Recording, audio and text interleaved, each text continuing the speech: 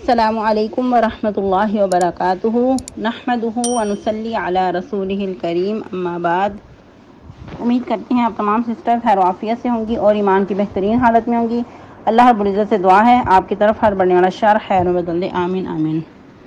پیاری سسٹرز، ہم لوگ سورۃ المائدہ آیہ مبارکہ 1 کی ترجمہ تفسیر کر چکے تھے۔ آج کا لیسن آیہ مبارکہ 2 پڑھیں گے اور ایک ہی آیہ مبارکہ پڑھیں گے۔ آج کی آیہ مبارکہ بھی بہت ہی زیادہ امپورٹنٹ ہے اور بہت ہی ایمان افروز ہے۔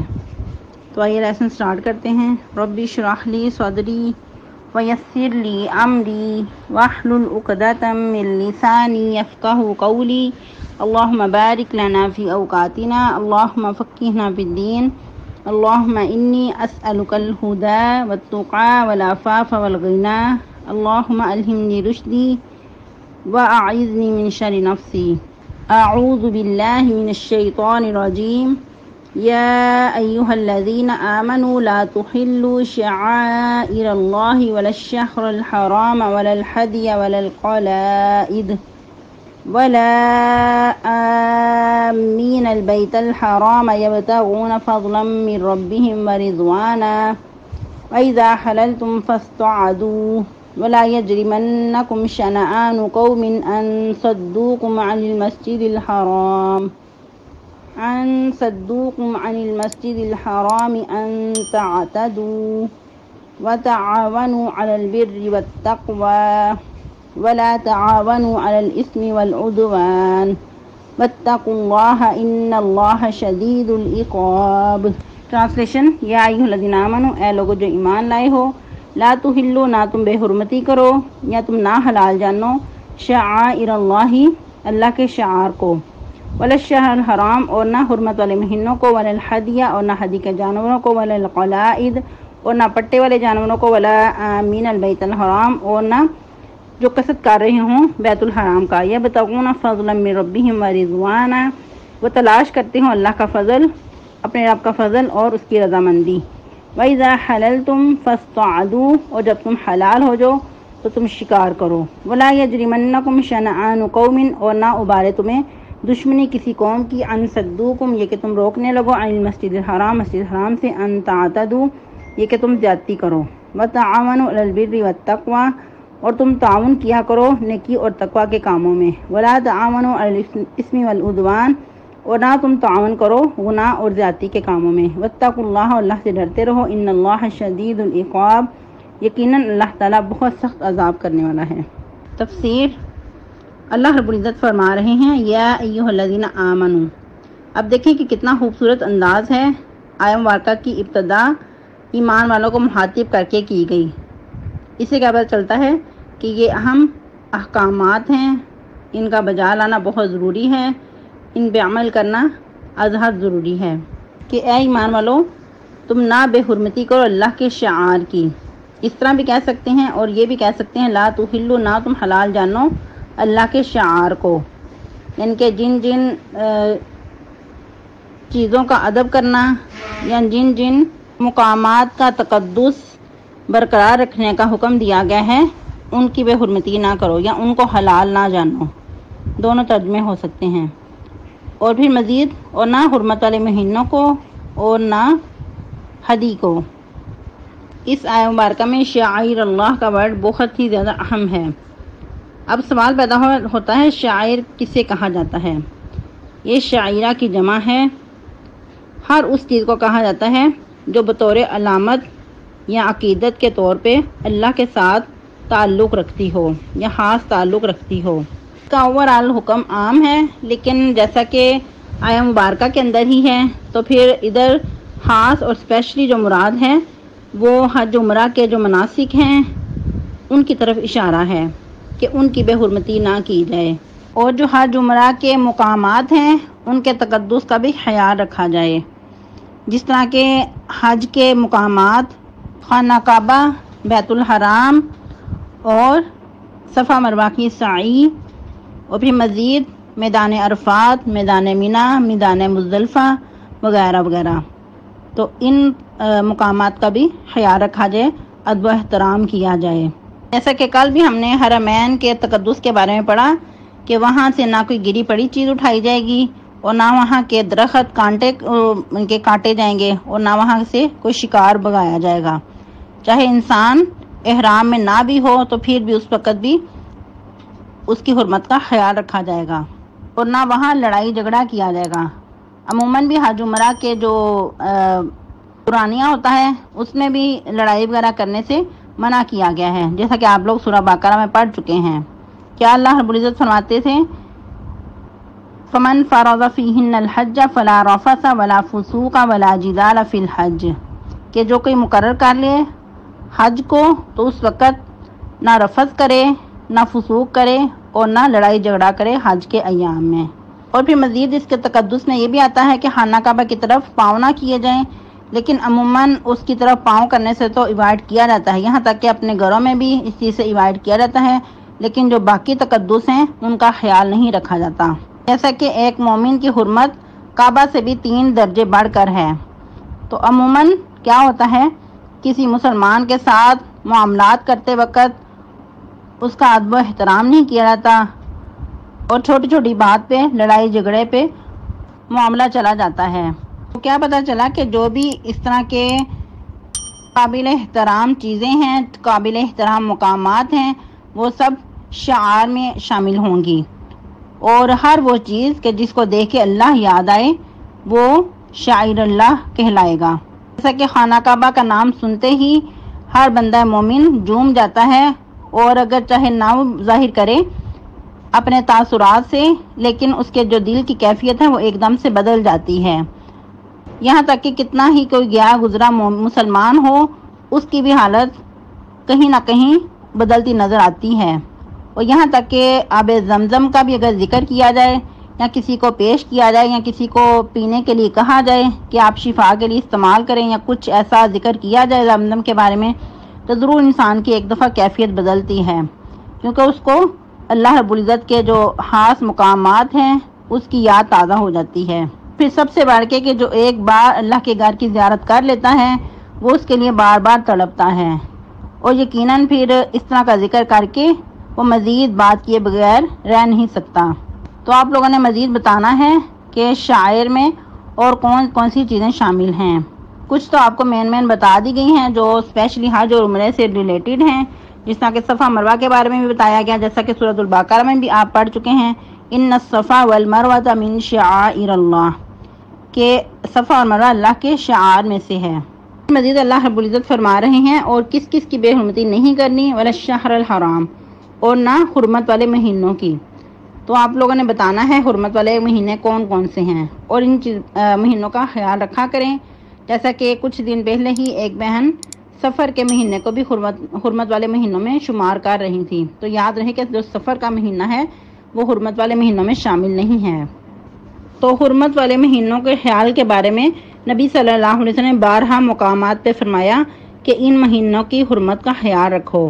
حجۃ الوداع کے موقع پہ بھی آپ صلی اللہ علیہ وسلم نے فرمایا تھا کہ سال کے 12 مہینے ہیں جن میں سے 4 مہینے حرمت کے ہیں، یعنی کہ آپ صلی اللہ علیہ وسلم کا کہنا تھا کہ ان مہینوں میں جنگ نہ کرو اور ان کی بے حرمتی نہ کرو۔ اور اس آیت مبارکہ میں جو اسپیشلی حرمت والے مہینوں کا ذکر کیا گیا ہے اس کی وجہ یہ ہے کہ عرب قبائل میں یہ رواج ہوا کرتا تھا کہ آپس میں یہ بہت زیادہ لڑائی جھگڑے کرتے تھے، اور ان کے جو لڑائی جھگڑے ہیں وہ سال ہر سال بلکہ صدیوں تک چلتے رہتے تھے، اور یہاں تک کہ نسل در نسل ان کے اندر یہ جھگڑے ختم نہ ہوتے۔ انہوں نے آپس میں یہ طے کیا ہوا تھا کہ ان مہینوں میں کوئی ایک دوسرے پہ چڑھائی نہیں کرے گا، اور جو دوسرے عرب قبائل تھے وہ ایک دوسرے کو بھی لوٹا کرتے اور تجارتی قافلوں کو بھی لوٹ لیتے۔ مزید ان 4 مہینوں میں سے 3 مہینوں کی جو حرمت تھی وہ اس وجہ سے تھی کہ لوگ دور دراز سے حج کے لیے آیا کرتے تھے اور پھر وہ واپس بھی جاتے تھے۔ ویسے بھی اس وقت بہت دور دراز کے سفر ہوتے اور پیدل سفر ہوتے اور بہت مشقت کے ہوتے، اور عموماً کیا ہوتا تھا کہ رستے میں قافلوں کو لوٹ لیا جاتا۔ جب ان کی حرمت کو قائم دائم رکھا تو پھر یہ لوگ آسانی سے حج کے لیے آتے اور پھر اپنے گھروں کو واپس بھی لوٹ جاتے امن اور سکون کے ساتھ۔ اور رجب کے مہینے کی حرمت کا یہ تھا کہ اس وقت اس مہینے میں لوگ بیت اللہ کی طرف نذرانے روانہ کرتے، جو وہاں کے متولی تھے یعنی کہ خانہ کعبہ کے متولی تھے وہ نذرانے وصول کرتے اور بھی مزید اس سے بہت سارے کام یعنی کہ سر انجام پاتے۔ رہ گئی بات قریش کی، تو ان کے قافلے تو سارا سال ہی بے خوف و خطر سفر کرتے رہتے، کیونکہ ان کا بہت رعب اور دبدبا تھا، کوئی ان کی طرف بری نیت سے آنکھ اٹھا کر بھی نہیں دیکھ سکتا تھا۔ جب اسلام میں زکوٰۃ کی فرضیت ہوئی تو اس وقت بھی جیسا کہ پہلے بھی ان کا دستور تھا کہ رجب کے مہینے میں نذرانے جو ہیں وہ بیت اللہ کی طرف روانہ کیے جاتے تھے، تو جو زکوٰۃ کی وصولی تھی وہ بھی اسی کے ساتھ کر لی جاتی۔ تو اسی مناسبت سے پھر اس مہینے کو زکوٰۃ کا مہینہ لوگ کہنے لگ گئے۔ اور عموماً آپ لوگوں نے بھی سنا ہوگا کہ زکوٰۃ کا مہینہ اللہ کی طرف سے تو کوئی ایسا مہینہ مقرر نہیں ہے۔ اس کا جو قاعدہ کلیہ ہے وہ یہ ہے کہ جو صاحب نصاب ہے 1 سال گزرنے پہ اپنے مال کی زکوٰۃ نکال لے گا، لیکن اس وقت کا شاید جو یہ اصول تھا اسی وجہ سے یہ زکوٰۃ کا مہینہ لوگوں نے مقرر کر لیا۔ بہت پہلے ہم بھی حیران ہوتے تھے کہ یہ اس مہینے کو زکوٰۃ کا مہینہ کیوں کہا جاتا ہے، لیکن جب مطالعہ کیا تو یہ چیز بھی سامنے آئی کہ اس مناسبت سے اس مہینے کو زکوٰۃ کا مہینہ کہا جاتا ہے۔ تو یہ تو رہ گئی کہ ان لوگوں کے لیے یہ حکم تھا کہ ان مہینے میں تمہیں لڑائی جھگڑے سے رکے رہنا ہے، یہ حرمت والے مہینے ہیں، ان کے تقدس کا خیال رکھنا ہے۔ لیکن آج اگر ایسا نہیں ہے تو ہم لوگوں کو کیسے ان کی حرمت کا خیال رکھنا ہے؟ ہم لوگ اپنے گھروں میں بھی لڑائی جھگڑے سے باز رہیں اور گناہوں سے بھی انسان حتی الامکان بچنے کی کوشش کرے، کیونکہ جو حرمت والے مہینے ہیں ان میں گناہ جو ہے اس کا درجہ مزید بڑھ جاتا ہے، اسی طرح جو نیکی کا کام ہے اس کا ثواب بھی مزید بڑھ جاتا ہے۔ مزید اللہ رب العزت فرما رہے ہیں وَلَا الْحَدْيَ، اور نہ ہدی کی بے حرمتی کرو۔ ہدی کسے کہا جاتا ہے؟ جو اسپیشل بیت الحرام کی طرف جانور کو روانہ کیا جائے اور قربانی کے لیے۔ ہر عام قربانی کے جانور کو ہدی نہیں کہا جائے گا، بلکہ جو اسپیشلی بیت اللہ کی طرف روانہ کی گئی ہو اس کو ہدی بولا جائے گا۔ اور عرب میں کیا رواج ہوا کرتا تھا کہ اونٹوں کی کوہان کے دائیں طرف تھوڑا سا زخم کر دیا جاتا اور اس عمل کرنے کو اشعار کہا جاتا تھا۔ اور پھر مزید کیا کیا جاتا؟ نشانی کے طور پہ کوئی نہ کوئی اس کے گلے میں کوئی ہار ڈال دیا جاتا یا جوتا ہی لٹکا دیا جاتا۔ یہ اس وقت عرب کا رواج تھا، تو ایسا وہ کر دیا کرتے تھے۔ یاد رہے کہ چھوٹے جانوروں کا اشعار نہیں کیا جاتا تھا، یعنی کہ یہ جو زخم کر کے اس طرح ان کو بیت اللہ کی طرف روانہ کر دیا جاتا، تو چھوٹے جانوروں کے ساتھ ایسا نہیں کیا جاتا تھا۔ اونٹوں کی جو کوہان ہے اس سے ان کو کوئی نقصان نہیں پہنچتا تھا، تو اس لیے ان کے ساتھ ایسا کیا جاتا تھا۔ جو چھوٹے جانور ہوتے تھے ان کے گلے میں مزید کوئی ہار ڈال دیا جاتا یا کوئی جوتے کا ہار اس قسم کی بطور نشانی کر کے تو ان کو بیت اللہ کی طرف روانہ کر دیا جاتا۔ ان کو پھر کچھ نہیں کوئی کہتا تھا، بطور نشانی اس کے گلے میں موجود ہوتی اور سب کو پتا ہوتا کہ یہ بیت الحرام کی طرف جا رہا ہے جانور، تو اس کو یعنی کہ کچھ نہیں کہنا، تقدس کا خیال رکھا جاتا۔ پھر ساتھ ہی اللہ تعالیٰ مزید وضاحت کر رہے ہیں وَلَا الْقَلَائِدِ، اور نہ قلادے والے جانوروں کو، یعنی کہ ان کی بھی بے حرمتی نہیں کرنی، ان کو ستانا نہیں ہے۔ اور قلائد سے مراد کیا ہے کہ قلائد جو ہے قلادہ کی جمع ہے، اس سے مراد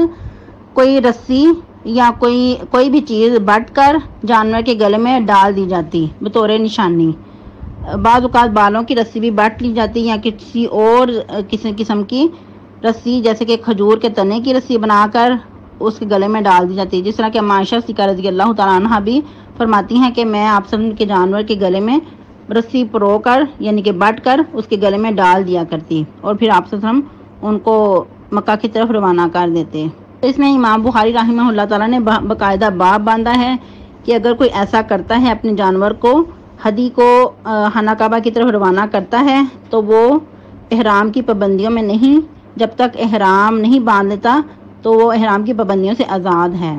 ایسی ہدی اور ایسا جانور بھی اللہ کے شعار میں شامل ہوگا۔ آج بھی ہمارے ہاں کیا رواج ہوتا ہے کہ قربانی کے جانور کے گلوں میں پھولوں کے ہار ڈالے جاتے ہیں یا قسم کے ہار ہوتے ہیں، لیکن یاد رہے کہ گھنٹی یا کوئی ایسی چھنکار جس کے اندر میوزک کی ایسی آواز آئے تو ایسے جو ہار ہیں ایسے ہار پہنانے سے ایوائڈ کرنا چاہیے۔ آپ صلی اللہ علیہ وسلم ہر ایسے جانور کو اپنے ساتھ لے جانے سے منع کرتے تھے جس کے گلے میں کوئی گھنٹی وغیرہ ہوتی، اور فرماتے کہ یہ شیطانی آواز ہے، یہ ہمارے ساتھ نہیں جائے گا۔ اس وقت یہ جو رسی ہے بطور نشانی جانور کے گلے میں ڈالی جاتی تو بالوں کی بھی تیار کی جاتی تھی، جیسا کہ ایک واقعہ بھی ملتا ہے کہ ایک شخص تھا، کوئی مجاہدین جا رہے تھے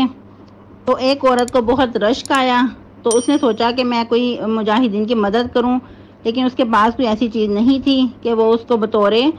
یعنی کہ ان کے کوئی امداد کے کوئی ہیلپ کے دے سکے۔ تو اس نے کیا کہ اپنی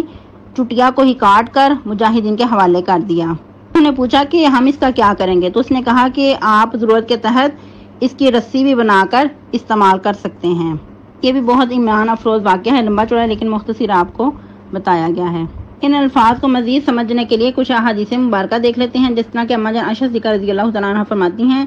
کہ میں نے رسول اللہ صلی اللہ علیہ وسلم کی قربانی کے اونٹوں کے پٹے بٹے، پھر آپ نے وہ پٹے اونٹ کے گلے میں ڈال دیے اور ان کے کہانوں سے خون نکالا، پھر انہیں بیت اللہ کی طرف روانہ کر دیا۔ یہ خون نکالنا وہی جو آپ کو پہلے بتایا گیا کہ ایسا کرنے کو اشعار کہا جاتا ہے۔ یہ بخاری کی روایت ہے۔ مزید ایک صحابی فرماتے ہیں سیدنا زویب کہ نبی کریم صلی اللہ علیہ وسلم میرے ساتھ قربانی کے اونٹ بیچ دیتے اور فرماتے کہ اگر میں سے کوئی اونٹ چل نہ سکے اور مرنے کے قریب ہو تو اسے ذبح کر دو، پھر اپنی جوتی اس کے خون میں آلودہ کر کے اس کے پہلو پر پھیر دو۔ پھر مزید فرماتے کہ اسے نہ تم خود کھاؤ اور نہ تمہارا کوئی ساتھی کھائے۔ اور ایسا جو بتایا جا رہا ہے کہ جوتا اس خون میں ان کے آلودہ کر کے اس کے پہلو پہ لگا دو تو بطور نشانی کہ کوئی اور بھی اس کو نہ کھائے، کیونکہ جو بیمار جانور ہے اس کا کھانا پھر انسان کے لیے نقصان دہ ہے۔ تو اسلام نے ہر اس چیز سے منع کیا ہے جو انسان کی صحت کے لیے نقصان دہ ہو۔ بطور نشانی اس کو اسٹیمپ کر دیا جاتا کہ ایسا جانور بیمار ہے، اس کو ذبح کر دیا گیا ہے تو اس کو نہ کھایا جائے۔ اور ذبح کرنے کی حکمت کیا ہوتی کہ جو جانور ہے اب مرنے کے قریب ہے، بیماری سے یعنی کہ دو چار ہیں،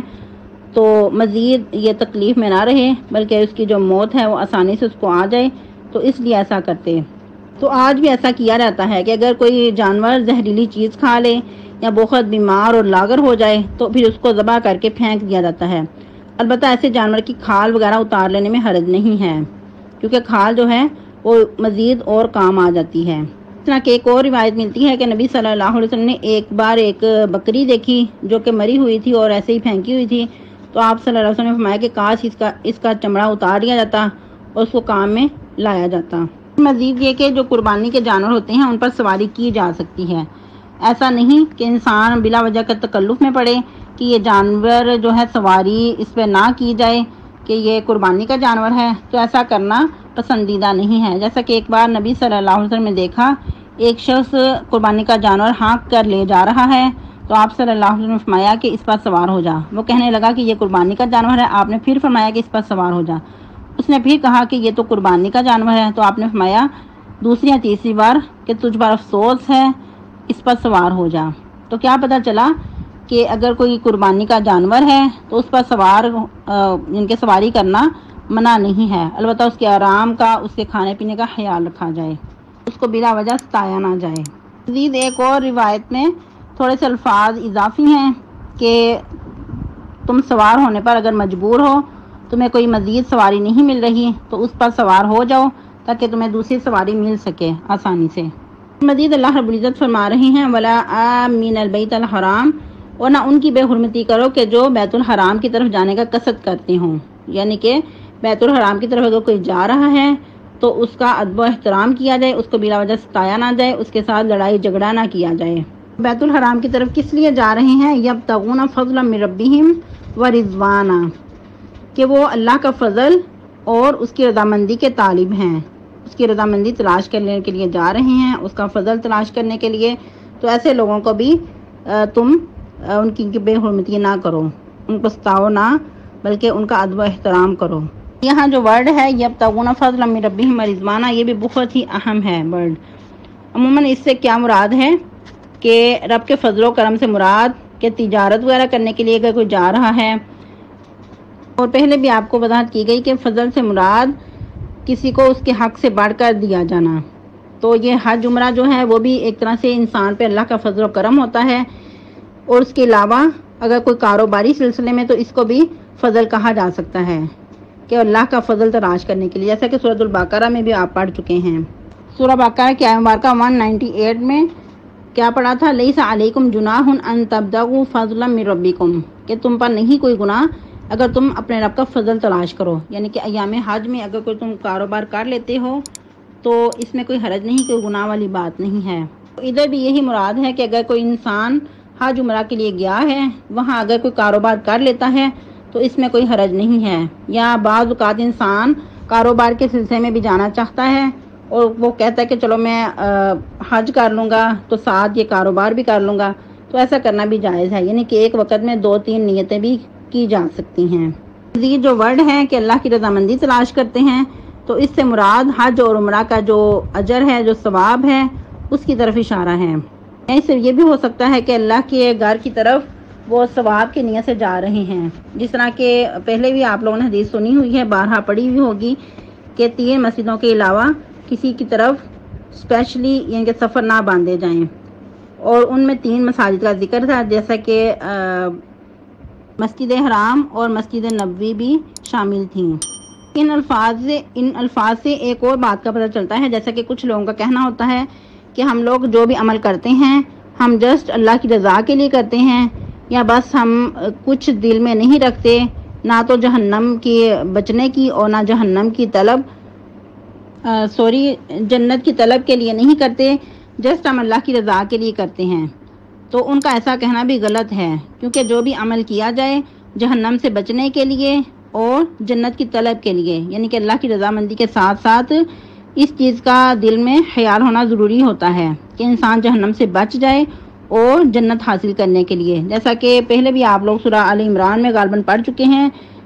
کہ فمن زحزح عن النار وادخل الجنۃ فقد فاز، کہ جو جہنم سے بچا لیا گیا اور جنت میں داخل کیا گیا تو یہی سب سے بڑی کامیابی ہے۔ اور مزید سورہ سجدہ سے بھی پتہ چلتا ہے، جیسا کہ اللہ رب العزت فرماتے ہیں مومنین کی صفات میں سے تتجافى جنوبهم عن المضاجع يدعون ربهم خوفا وطمعا، کہ ان کے پہلو بستروں سے الگ رہتے ہیں، وہ اللہ کو خوف اور امید سے پکارتے ہیں، یعنی کہ ایک طرف اللہ کا خوف بھی ہے اور دوسری طرف اس کی رضامندی کی امید بھی ہے۔ تو بندہ مومن کی یہی حالت ہونی چاہیے، وہ درمیان کی راہ جیتا ہے، یعنی کہ ایک طرف اللہ کی اجر کی امید اور دوسری طرف اس کے عذاب سے ڈر۔ پھر مزید اللہ رب العزت فرما رہے ہیں وَإِذَا حَلَلْتُمْ فَاصْطَادُوا، کہ جب تم حلال ہو جاؤ تو تم شکار کرو۔ اس سے مراد یہ نہیں کہ تم لازمی شکار کرو، بلکہ یہ ہے کہ تم شکار کر سکتے ہو، جیسا کہ ہم نے کل کے درس میں پڑھا تھا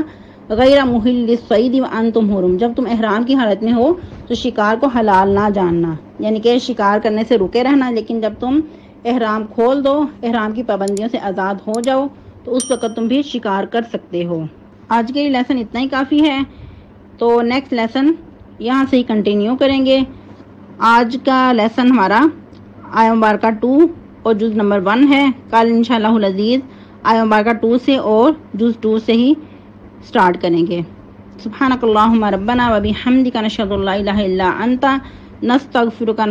ونتوب الیک۔ والسلام علیکم ورحمۃ اللہ وبرکاتہ۔